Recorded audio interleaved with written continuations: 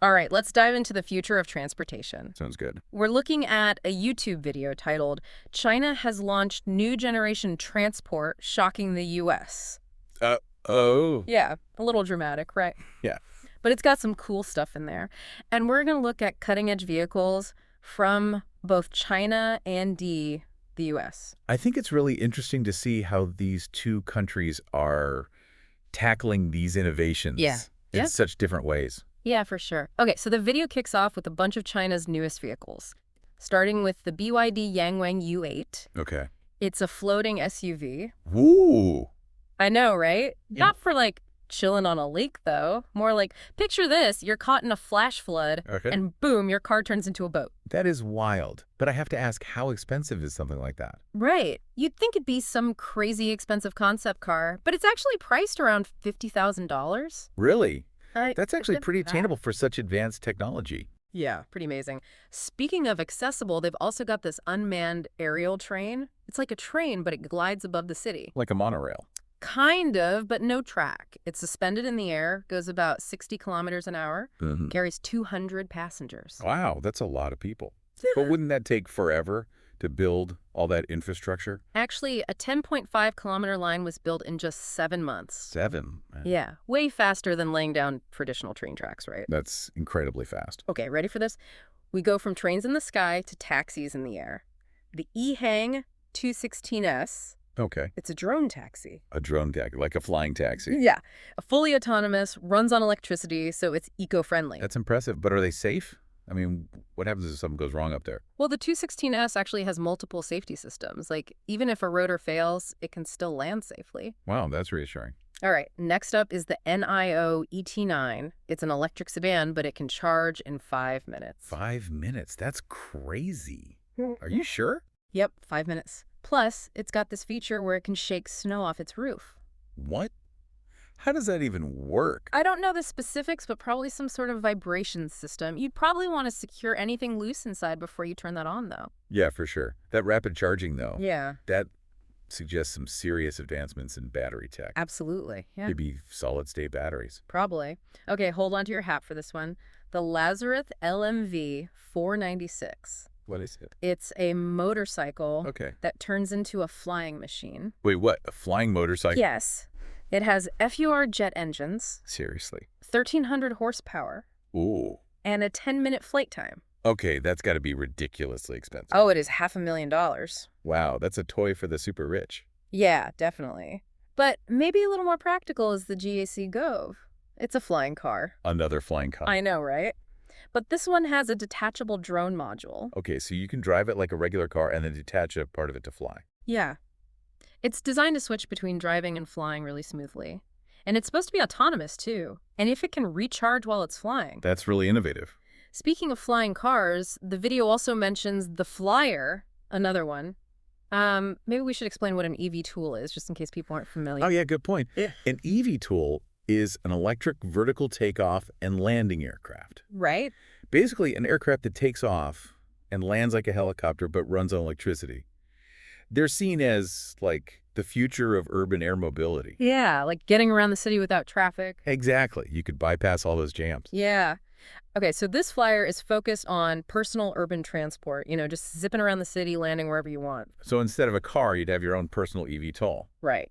I mean, in theory, that raises a lot of questions, though, like, where do you land these things? Would everyone need their own landing pad? Yeah, I mean, for eVTOLs to really work, we'd need a huge change in city infrastructure. Yeah. Designated landing zones, air traffic management systems, the whole works. And then there's public safety and noise pollution. A lot to figure out. Yeah, definitely. But still super cool to think about. Okay, let's move on to Amazon's Zoox Robotaxi. This one's a self-driving taxi with a symmetrical design. Symmetrical, like front and back look the same. Yeah, so it doesn't have to turn around. It's got 360-degree awareness, too, to navigate city streets. Clever design. It seems like they're really aiming for a ride-hailing service model with this one. Okay, next we have the Raptor. It's from Japan. A three-wheeled vehicle that, get this, has detachable upper and lower components. Detachable, like you can take it apart. Yeah. Think about it. The base could be used for deliveries during the day, Yeah. and then you attach the top for personal transportation in the evening. That's really thinking outside the box. Modular transportation. Right. All right, now picture this. a robot that carries your groceries. A&D gives you a ride home. That sounds like something out of a sci-fi movie. It's real. The Ridroid Kanguro. Okay, Guro. It's a personal assisted A&D, a scooter. Whoa, so it's like having a robotic helper that doubles as your ride. Yep. It's a cool example of how robotics is merging with personal transportation. I bet that would make errands a lot more fun. Definitely. Okay, back to flying cars with the Xpeng X3. This one uses VTOL, has 8 rotors. 8 rotors, that's a lot. It can be flown manually or automatically, and I can only imagine the view from that cabin. It seems like China is really pushing the boundaries with these flying vehicles. They are. Another eVTOL worth mentioning is the Jump Aero JA1. This one's designed for emergency response and personal travel. So like an ambulance or a rescue vehicle that can fly. Exactly. It's fast, efficient, and can handle different environments. That could be a game changer in emergency situations, Right. especially if you need to get to hard-to-reach places quickly. All right, ready for a weird one. The Shane Electric Concept Car. It's a 2-wheeled electric car designed to carry 5 adults. Wait, 2 wheels? How does that even work? Apparently, it's got these automatically adjusting wheels to keep it balanced. That sounds a bit precarious. Yeah, but also kind of amazing. It definitely looks futuristic. Definitely a unique solution for urban transportation. If you're looking for something a little smoother for getting around pedestrian areas, there's the Toyota Concept iWalk. What did that? It's an AI-driven 3-wheeler designed for short trips. It's super easy to use, even for senior citizens. Sounds perfect for navigating crowded sidewalks or shopping malls. Yeah. Then we have the Honda Moto Compacto, basically a modern take on the classic scooter. A scooter? That seems a little underwhelming after all these flying cars and robot assistants. I know, right? But it's actually pretty cool. It's portable, affordable, only about $1,000. That's not bad. Perfect for those quick trips around town. Yeah, I guess sometimes simple is best. All right, get ready to be amazed again. The Yamaha Motoroad. It's a motorcycle that can recognize its rider. What? How? It uses AI, self-stabilizing mechanisms, and even haptic feedback for a really unique riding experience. So it's like the motorcycle has a personality and interacts with you. Kind of. Hold on to your seats. We're about to enter the world of augmented reality. Honda's Uno One integrates AR and VR into the driving experience. Whoa, hold on. AR and VR while driving. Isn't that dangerous? Well, they're thinking of things like navigation overlays, Okay. driver training simulations, and even entertainment for passengers. That's wild. I can see the potential benefits, but it also seems like a recipe for distraction. Yeah, they'd have to make sure it's implemented safely. Okay, buckle up. We're going from AR driving to gliding on water with the hydrofoil jet ski flyway. A hydrofoil jet ski. What's that? It's an electric jet ski that basically flies above the water, goes up to 88 kilometers an hour. Really? How does it do that? It uses hydrofoils, which lift the jet ski above the surface, reducing drag and making it super smooth and fast. That sounds like a blast. I'd love to try that. Now, for all you one-wheel enthusiasts out there, the InMotion V14 is an electric unicycle that can hit 110 kilometers an hour. A unicycle going that fast. That's insane. It takes some serious skill to ride one of those.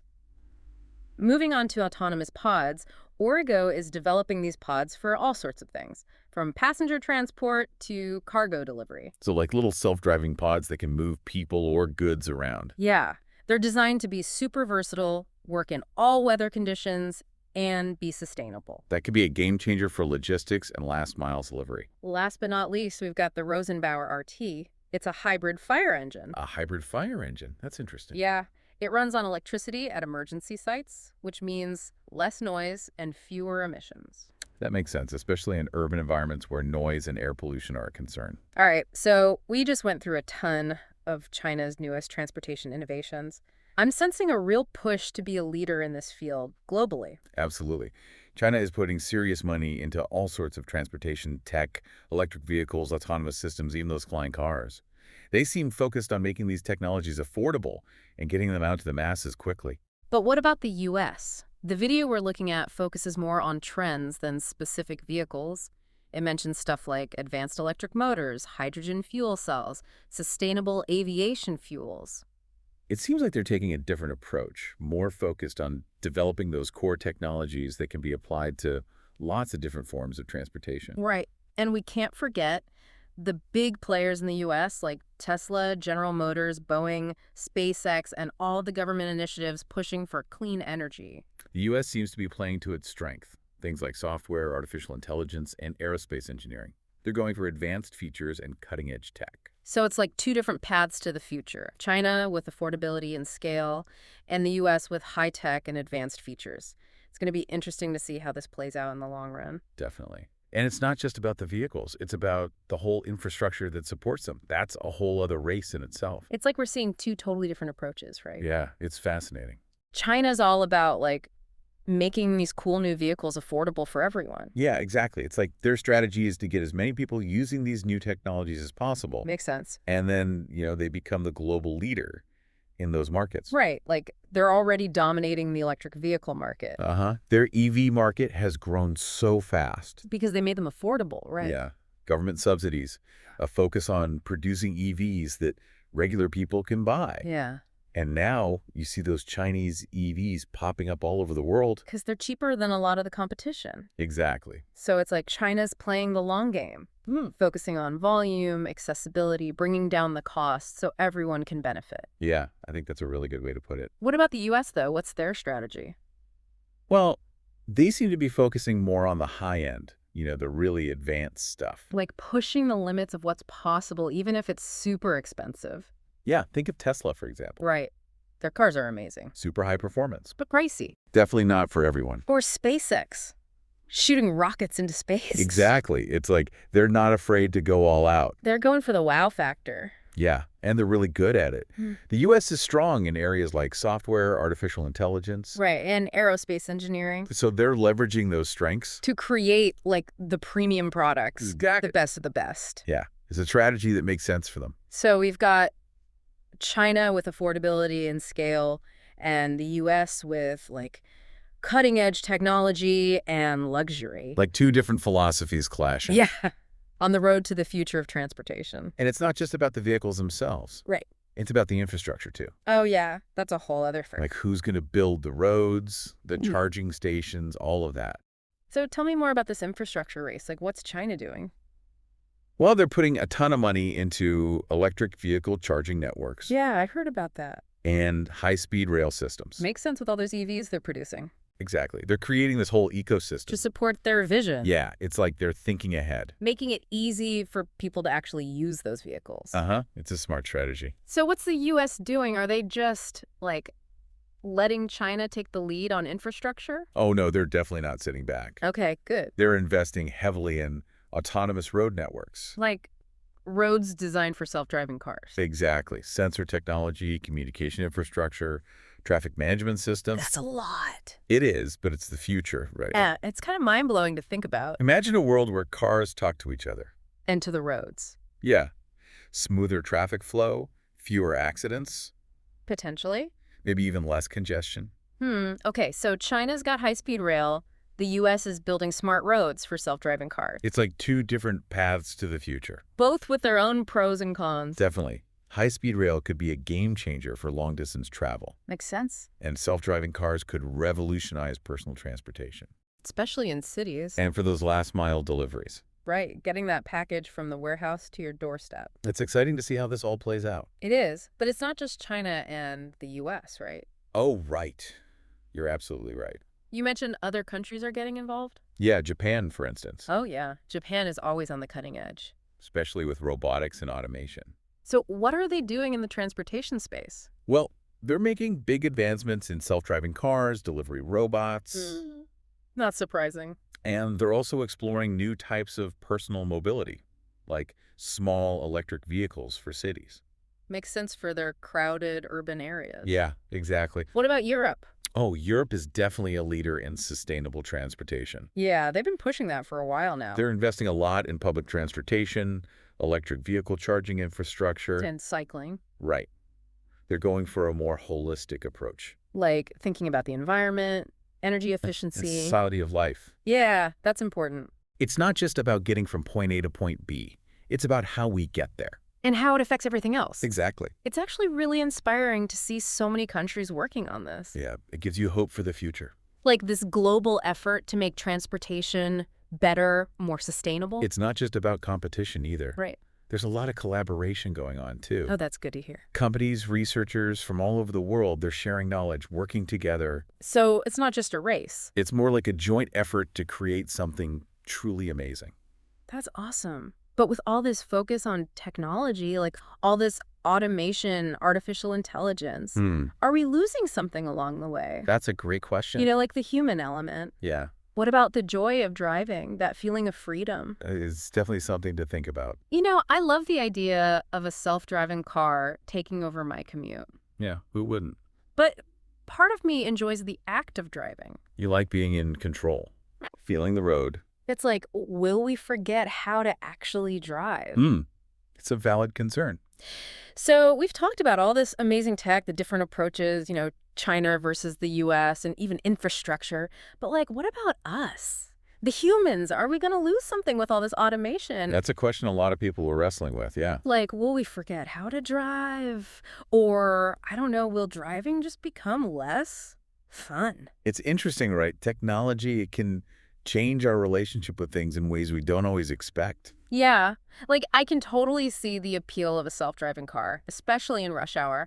But there's also something about like being behind the wheel That yourself. feeling of control, yeah. Exactly, feeling the road, making decisions. I mean, think about it. Automation could free up so much of our time and mental energy. Oh yeah, totally. Commutes could become way less stressful, maybe even safer. Imagine you could actually enjoy the scenery, read a book, get some work done, instead of being stuck white-knuckling the steering wheel. Right. But then there's the flip side. What happens if we become too reliant on technology? And like, what if our driving skills just like atrophy? Exactly. Will we be able to react in an emergency if we're used to the car doing everything? I can barely parallel park N now W, and that's without a self-driving car. It's a valid concern. We need to find a balance, right? Yeah. How do we embrace the good stuff without losing those essential skills? And that connection to the driving experience, yeah. Maybe it comes down to like having options. I think you're onto something there. Like imagine cars that let you choose how much control you want. Sometimes you're tired, you want the car to take over. But sometimes you want to drive. Exactly. Different levels of autonomy, tailored to the driver's needs and mood. So it's not about tech versus human, but more like tech working with humans. Right. And tech can also actually enhance the driving experience, too. Oh, yeah. How? Think augmented reality systems, Yeah. giving you real-time info about your surroundings, or haptic feedback systems that make driving more engaging. Like what? Give me an example. Imagine a motorcycle that vibrates in sync with the engine revs, or a car that gives you a subtle nudge if you're drifting out of your lane. Whoa, that's cool. It's like making driving more intuitive. More immersive, yeah. A true partnership between human and machine. I like that. So maybe the future of transportation isn't about picking sides, but about finding that sweet spot where tech and the human element work together to create something awesome. I think that's a great way to put it. Okay, this has been mind-blowing. Floating SUVs, drone taxis, robots that carry your groceries. Yeah. The future is going to be wild. It is. And it's being shaped right now by these innovations, by the choices we make. So if you could pick just one vehicle from all the ones we've talked about to have right now, W, which one would you choose? Oh, man, that's a tough one. They're all so cool. You know what? I think I'd go with the eHang 216S, that drone taxi. Really? Why that one? For me, it represents the ultimate freedom. Like, imagine just soaring above all the traffic. No road rage, just peace and quiet. Had a pretty amazing view, I bet. Oh, absolutely. Plus, it's electric, so it's good for the environment. Yeah, I can see why you'd pick that one. It's been incredible talking about all this, exploring the future of transportation. Who knows, maybe one day we'll both be zipping around in our own EVTLs. Hey, a podcast host can dream, right? Exactly. But seriously, folks, whether you're stuck in traffic right now or maybe someday flying high above it all, keep thinking about this stuff. Keep exploring. Ask questions, challenge assumptions, stay curious. Because the future of transportation is happening now, and we all have a part to play in shaping it. On that note, we're going to wrap up this deep dive. Thanks for joining us.